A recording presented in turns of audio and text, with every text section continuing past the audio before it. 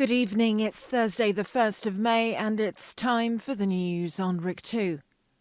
Mobile desalination units are on their way to Cyprus following the signing of a bilateral agreement in Dubai between the Republic of Cyprus and the United Arab Emirates. The deal aims to enhance the island's water supply capacity amid increasing concerns over sufficient water supplies. The deal was signed by Cyprus's Minister of Foreign Affairs, Konstantinos Kombos, and the UAE's Assistant Minister for Development Affairs and International Organizations, Sultan Al-Shamsi. The units, once operational, will increase Cyprus's daily desalinated water production by 15,000 cubic meters. Welcoming the development in a post on the social media platform X, President of the Republic, Nikos Christodoulidis, spoke of a strategic Cyprus-UAE cooperation with tangible results. Firefighters in Israel continue to battle the flames to extinguish fires that have been raging since yesterday on the outskirts of Jerusalem. According to the Israeli Fire Department, 163 teams are still operating, supported by 12 firefighting aircraft. 23 people required medical treatment, suffering burns and smoke inhalation. According to local media, 17 firefighters were injured in the battle with the flames. Israeli Prime Minister Benjamin Netanyahu declared the situation a national emergency, while the Defense Minister ordered the deployment of soldiers to assist in firefighting operations. The fires spread rapidly due to high temperatures and strong winds. The Cyprus police helicopter Agaridas took off at 11 a.m. Cyprus time today with a full crew to travel to Israel and assist in firefighting efforts, according to an announcement by the Ministry of Justice and Public Order and the Cyprus police, posted on the platform X.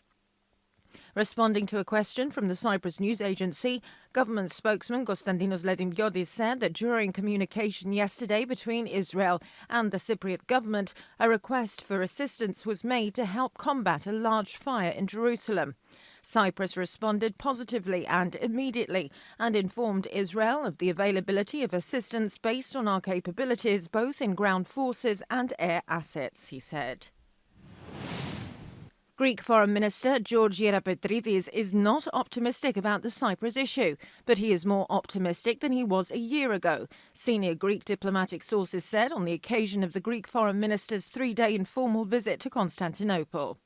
They note that the progress on the Cyprus issue is credited to the improvement of Greek-Turkish relations, speaking of what they characterise as a monstrous effort by the Greek Ministry of Foreign Affairs to restart the Cyprus issue talks. Top diplomatic sources report that Ankara's acceptance of the talks under the auspices of the UN implies that it accepts its framework, despite what it says about a two-state solution. It is emphasised that the appointment of a special envoy and timetables for the next steps have been achieved. Regarding the electricity cable between Greece and Cyprus, the same sources said that it will definitely go ahead, noting that the project will be restarted soon. They pointed out that the Cyprus-Greece electricity interconnection means research and surface cable laying, while recalling that it is funded by the EU. The Greek Foreign Ministry emphasises that laying is free and that anything you do in the open sea is protected by international law and does not require a licence. However, the Greek Foreign Ministry is aware that Turkey is bothered by this, even though it is a matter of freedom. According to the senior diplomatic sources, if Turkey persists in its harassment, then there will be a problem.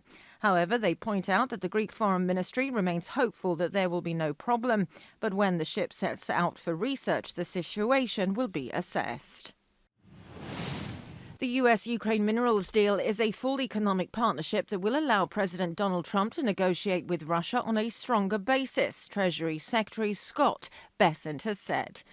The deal signed yesterday will give the United States preferential access to new Ukrainian minerals deals and fund investment in Ukraine's reconstruction. The agreement will show the Russian leadership that there is no daylight between the Ukrainian people and the American people between our goals, Bessent said in an interview. The accord establishes a joint investment fund for Ukraine's reconstruction as Trump tries to secure a peace settlement in Russia's three-year-old war in Ukraine.